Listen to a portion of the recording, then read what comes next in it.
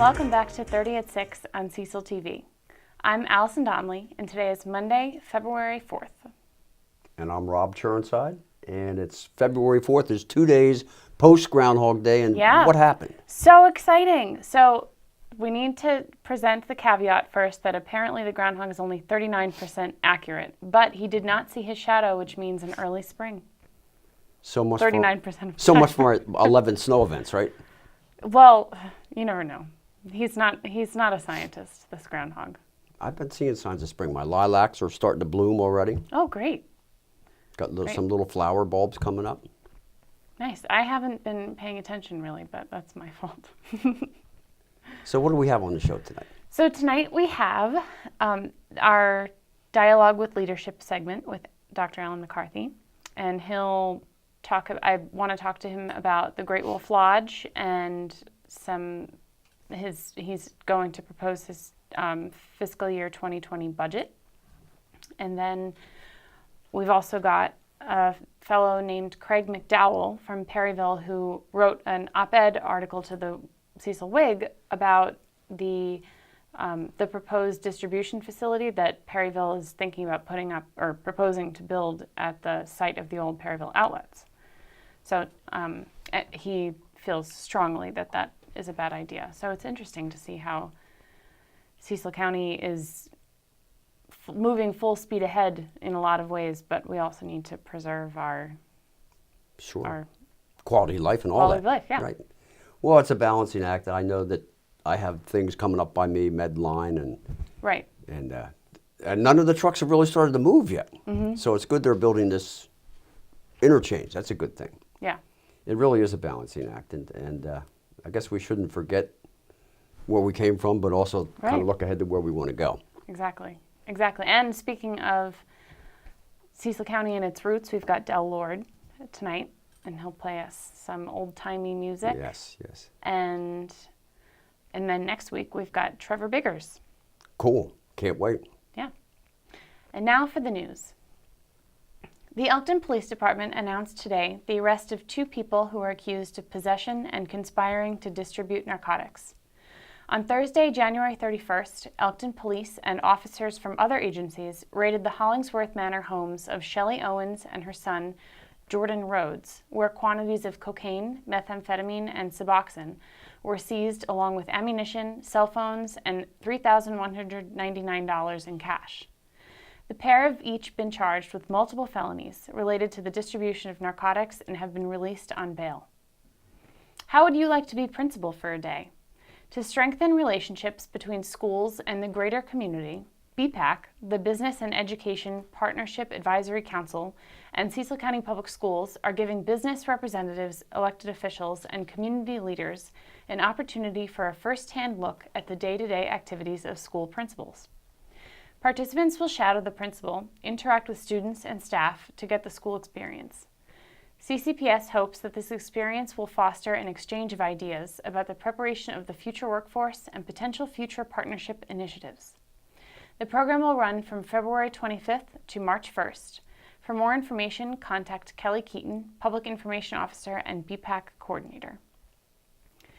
While the impacts of climate change may impact wildlife, agriculture, and weather patterns, perhaps the most profound effect on people's lives may be the anticipated rise in sea levels. With the recent discovery that the melting and breakup Antarctic glaciers is accelerating, we might ask how global sea level increases could affect us here on the Chesapeake Bay. Excluding the factor of major Antarctic collapse, and if the reduced emissions levels set by the Paris Climate Treaty are met, Maryland, like most of the world, can expect an average sea level rise of 2 feet by the end of the century. The University of Maryland Center for Environmental Science recently released a set of projections that take those potential factors into consideration. Their report says that if greenhouse gas emissions continue to grow, as they have in recent decades, that sea level rise in Maryland could be in a range from 3 feet to 4.2 feet. Western Antarctic glaciers, which terminate on the seabed rather than land as they do in Greenland and become unstable from warming seawater, have become a new wild card in sea level predictions. Scientists say that the Thwaites Glacier, roughly the size of Florida, is being undermined by seawater and could alone add another 2 feet to sea levels. We'll be back after these messages. Oh no, the furnace is on the fritz again. This time I'm calling the moon man. Wow, he's here already? At your service! There you go! Mission accomplished! Our house is nice and warm again. Thanks, Moon Man. You're awesome! You're welcome! Just go to moonairinc.com. For out of this world service, moonairinc.com. Hi, I'm Dr. Sam Charles. For 30 years, I have been practicing functional medicine and gentle chiropractic. Elkton Chiropractic Neurology is dedicated to enhancing whole body rejuvenation, whether or not you are afflicted with injury or disease. We utilize a structural, neurologic, metabolic, nutritional, and energetic approach to restoring your body to its full potential. After coming to Dr. Charles, I'm better than I was before. You deserve to feel good and to have an active lifestyle, so why not call Elkton Chiropractic Neurology today? Welcome back to 30 at 6 on Cecil TV. For tonight's installment of Dialogue with Leadership, we're back with Dr. Alan McCarthy. Thanks so much for being here. Thank you very much for the invitation to come. How have you been? I've been well. Good. I'm glad the weather's warmed up a little bit. I know, it's really amazing. So we haven't had a chance to talk to you yet about the Great Wolf Lodge. When do you think we'll know that is a go? I think the papers will probably be signed sometime this week. Okay. And hopefully I'll get to sign them after everyone else is signed, and basically they will be on their way. Mm-hmm. That'll be really exciting for Perryville and the county. You're absolutely right. This is really a wonderful opportunity for Cecil County, also the state of Maryland. Mm-hmm. They intend to build about 500 units, a great indoor water park, as well as a conference center, rock climbing walls, and other adventures. Mm-hmm. And the other thing good about it is basically once this happens, I suspect that entire overlook section, which is over 100 acres, will fill up pretty quickly. That would be really cool. Yeah, with new businesses. Is Great Wolf, this Great Wolf, supposed to be the first one in Maryland, or are there others in Maryland? This will be the first one in Maryland. They have one in the Poconos. They also have one in Williamsburg, Virginia. Oh, okay. Okay. This is an excellent location. It's right between Baltimore, Philadelphia. Yeah. And many, many big metropolitan cities. Yeah, I look forward to that. So I wanted to ask you about your thoughts on Union Hospital. In December, the potential proposed merger with LifeBridge Health fell through, and then last month they announced that they were laying off 32 top positions at the hospital. Are you concerned about the future of Cecil County's only hospital? Well, I am concerned, but I'm not that concerned at the same time. I mean, they basically have some financial issues. They're dealing with them in a sensible fashion. They basically had to trim their staff. I think they'll go back to their basic core services for the citizens of Cecil County and basically eliminate the things which are very expensive that don't get to do very much. For basically oncology centers and stuff like that. I think those services will be provided by other institutions. I think we have a great opportunity to consolidate and do the right things and basically put it back in a position where it can basically serve the people better. Okay. So you've got your fiscal year 2020 budget. Do you think it's going to be smooth sailing from here? Yes, I basically gave a state of the county address this past Monday, not this Monday, but a week ago, and I'm not going to raise taxes. I think we'll be in good shape. We basically established the real estate base. So basically, we'll have more businesses paying more money, so I don't think I'll have to raise anything, but we'll have to remain diligent and basically contain expenses. So that'll be the biggest issue going forward. So you've announced that you will run for re-election in 2020. That is correct. Do you expect to face challengers from your party? I'm certain that I do. I think that the biggest part of the election will be probably in a Republican primary, and I suspect anywhere from 2 to 3 people will file to run against me. And what do you think about the Democrats? Do you think they'll come up with a candidate? I really don't know. Last time when I ran, Wayne Tome ran, but he's not made any indication. I have no knowledge of him doing such, but probably somebody will show up and want to run. Is there anything else you'd like to talk about? Well, you know, I appreciate basically the opportunity to speak to the folks on the TV, and I hope that if I run, that people will look at the accomplishments and hopefully stand up behind me and support me. All right. I'm looking forward to the next time I come. Dr. Ellen McCarthy, thanks so much for being here. Well, thank you. You have a good evening, okay? Thank you. Welcome back to 30 at 6. The town of Perryville is proposing to build a warehouse facility at the site of the old Perryville outlets. Craig McDowall is a resident of Perryville and wrote an op-ed article to the Cecil Whig this past week about his thoughts on that development. Your letter to the Whig caught our attention because development has been a big topic here in Cecil County, and there's been conversation about various impacts of that development, and you obviously expressed impacts that you and your neighbors would be feeling. So thanks so much for being here. Thank you. Nice to meet you, Alison. So tell us about yourself. Oh, well, my name is Craig McDowall. I'm a resident of Gales Manor, and we've been there since 2012. We're actually kind of new to Maryland from Colorado. Okay. And I'm a graphic designer, and my wife works with the VA up in Delaware. Okay. And we're just really concerned about maintaining the quality of life in Perryville, and the reasons we moved there, what we liked about it to begin with. And what were those reasons? Well, we like the small town atmosphere. Perryville, and I'll kind of throw in Haverty Grace in that bucket too. It's nice rural towns, but we love that we're right between Philadelphia and Baltimore, an hour from Lancaster, and we just like the location. But we do want it to maintain, we want it to grow in smart ways, but maintain a rural atmosphere at the same time. So describe the problem as you see it associated with the potential of a distribution center being built there. Well, I will break that into two specific things. One is all of the region should be concerned about the traffic on Highway 40 and specifically on Maryland 222, which is Perryville Road or Perryville Boulevard. Right.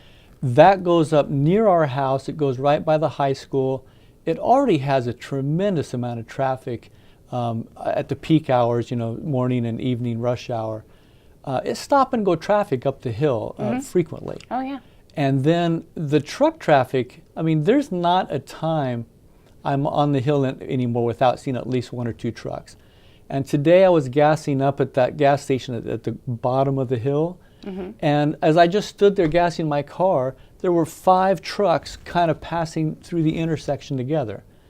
It's just a lot. Right. And right, and naturally, if there's a distribution center built there, that would increase. Well, exactly. And what concerns us greatly, the current one that they're proposing, with a little luck, most of the trucks will come off in 95, go right into it, and leave by the same route, and it won't impact that hill too much. That's the best case scenario. Realistically, at least some of those trucks are going to go either up or down from 40, realistically. But there's at least 15 or 16 warehouses between Perryville and Northeast along 40 that are either operating now or are going to open in the next year or so. One of those is a brand new, Amazon's already got a facility up there that's operating. Right. And then very near it is a brand new Amazon facility that's under construction, and it is enormous. There's 150 doors or so, it's huge. And then the Lytle one is completed, but it's not even operating. Not a single truck has gone in and out with product that we know of. There's also another big one, I can't remember, it's a medical supply company, I believe. I cannot remember the name of it. So there's 3 warehouses that haven't even come online yet, and all those trucks are going up and down 40. Right. And they all are going to be on 222 and then the Northeast Road up to 95. And I think a lot of people would say that the proposed interchange that is being built, the 95 Belvedere Road interchange, will alleviate some of that, but traffic isn't your only concern. What else? Well, my second concern is specifically for Gales Manor, which is an HOA-controlled community, and then the residents who live up on Hillside Lane and some of the houses along St. Mark's. We're just concerned, this warehouse is going to be 500 to 600 feet from my back door. Right. That is not that far. That is, a Major League Baseball field's, I don't watch baseball much, but I believe it's about 450, 480 feet to that back wall. That is not that far. So we know that when the trucks are backing up, when they're hitching to a trailer, backing up to get into the docks, there's going to be this continuous beep, beep, Yeah. beep, beep, beep, beep, beep, beep, beep. And we already hear it from the Department of Transportation sand shed, which is about 400 feet from us. Right. You know, in this last storms that we had, we could hear them backing up as they filled the sand trucks. So we know that's going to happen. It's not a question. And there was a very interesting meeting with the commissioners where the developer brought in their own sound expert. And of course they were favorable to the developer. And he said it wouldn't be a problem, but it's just, you know, he would never want to buy in our neighborhood after they put that in. I can guarantee you that. So we fear for just if we remain there, the quality of life of that in a 24/7 operation is going to be just a nightmare, and it's going to affect our property values. You know, here's 16 homes that have been paying taxes since 1999. We want to be heard in this discussion. So what are your next steps? Tomorrow night, Tuesday night, is a meeting with the town council, which I will attend. I guess it would be the town commissioners with the mayor, and we'll attend that. If I understand the process correctly, they'll be voting on the rezoning, which would allow not just for a warehouse, but for a wide variety of light industrial uses. I mean, everything from a cannery to a manufacturing plant. Some of that we don't want to see either. I mean, remember, it is just up the hill from us. Right. What kind of development might you like to see? Well, with this Wolf Lodge coming, it seems like the town of Perryville would do much better putting in another hotel, because people will, I mean, the Wolf Lodge obviously includes hotel, but people don't necessarily want to stay there. They can go and use the facilities without staying at that particular hotel. So a hotel would be, A hotel, you think, a an reasonable... office park, some sort of a medical campus would be great.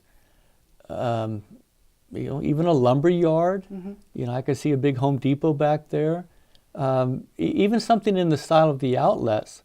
And people will say, well, that all brings traffic too. Right. And they would be right. But at least it's a facility that gives the town of Perryville, our residents, more opportunities. You know, I mean, if there's a hotel, well, at this meeting, the last meeting, I wish I could remember the date. It was in December, I believe. Yeah. People said, you know, when my family visits, there's no local hotels. You know, so the town of Perryville, our residents need things too. Okay. Craig McDowall is a resident of Perryville, and he wrote an op-ed article to the Cecil Whig regarding the town of Perryville's proposed building of a distribution warehouse in the site of the old Perryville outlets. Craig, thanks so much for being here. Thank you, Alison. It's been a pleasure.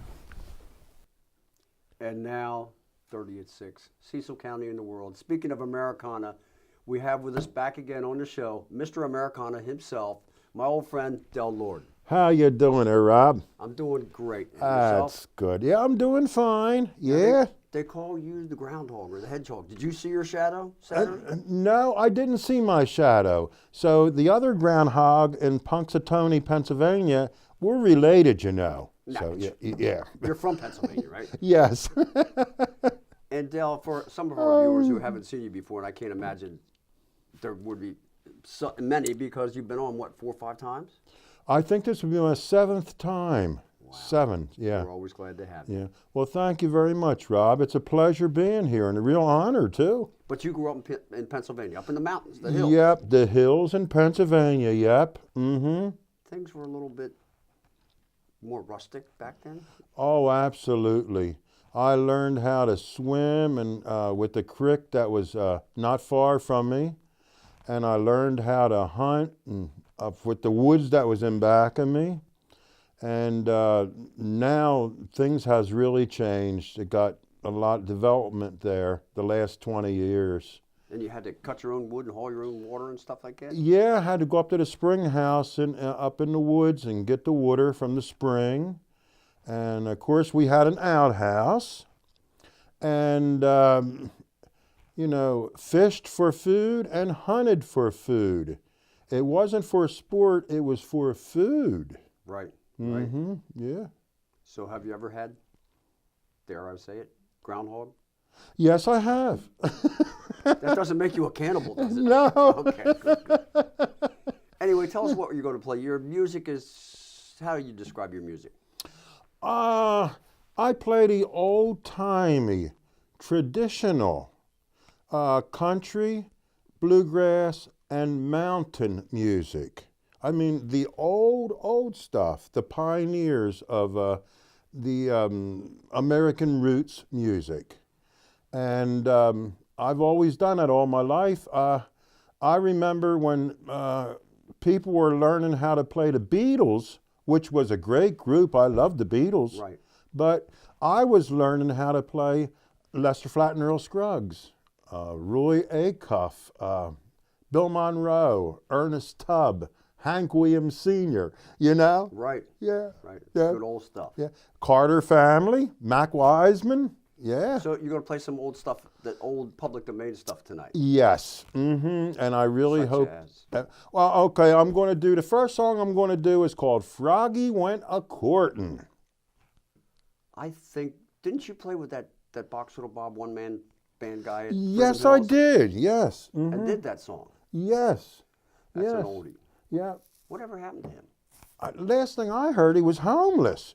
He got a boxcar and headed somewheres. We'll have to track him down. Yes. And another thing, Dell, for our viewers, Freedom Hills is having a benefit coming up in March. We'll tell you all about that. The Ice Splash is coming up at the Wellwood in February.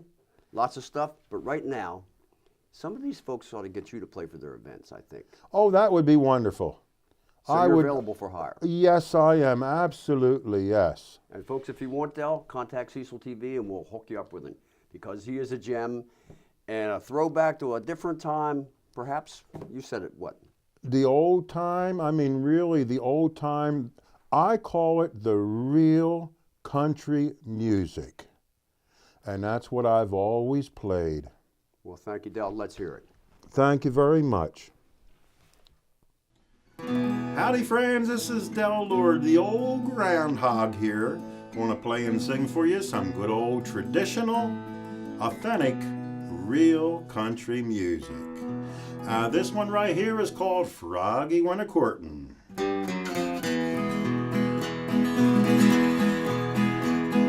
Froggy went a-courtin' and he did ride a hum. Froggy went a-courtin' and he did ride a hum. Froggy went a-courtin' and he did ride a sword and a pistol by his side. A-hum, a-hum, a-hum. He rode up to Miss Mousie's door. A-hum. He rode up to Miss Mousie's door. A-hum. He rode up to Miss Mousie's door. He hit it so hard that he made it roar. A-hum, a-hum, a-hum.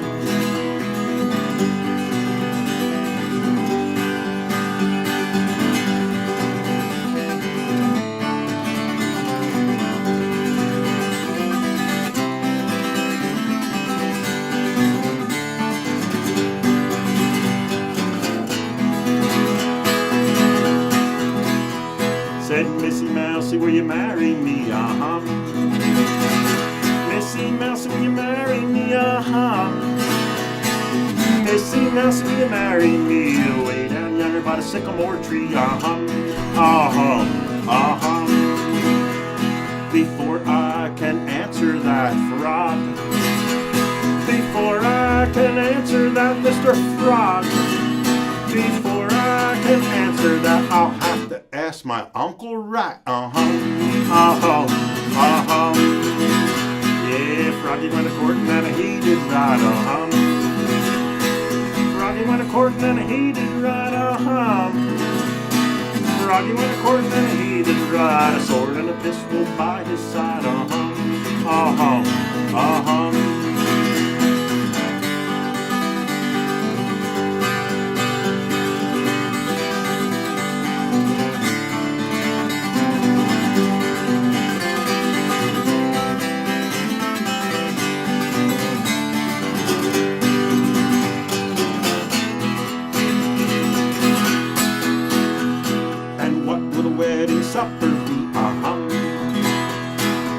What will a wedding supper be? What will a wedding supper be? Dogwood soup and catnip tea. Yeah, Froggy won a courtin' and he did right. Froggy won a courtin' and he did right. Froggy won a courtin' and he did right. A sword and pistol by his side.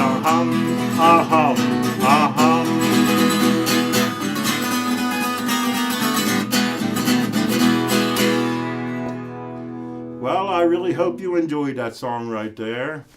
And now I would like to give you another one entitled Down in the Valley. Down in the valley so low, hang your head over and hear the wind blow.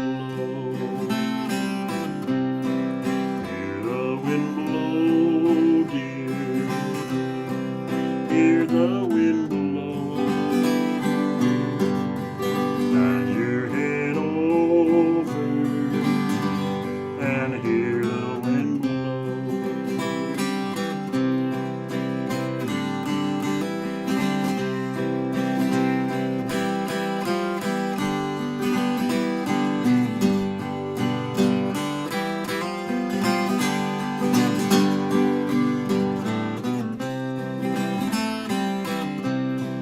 Roses love sunlight, violets love dew,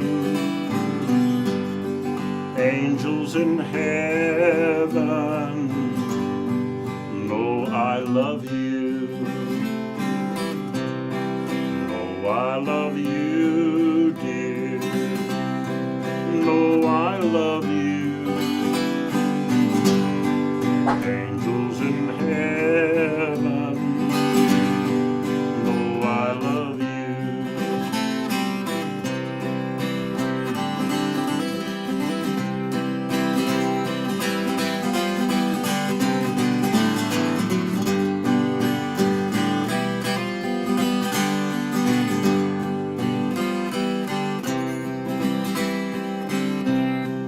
Down in the valley so low, hang your head over and hear the wind blow. Hear the wind blow, dear, hear the wind blow. Hang your head over and hear the wind blow.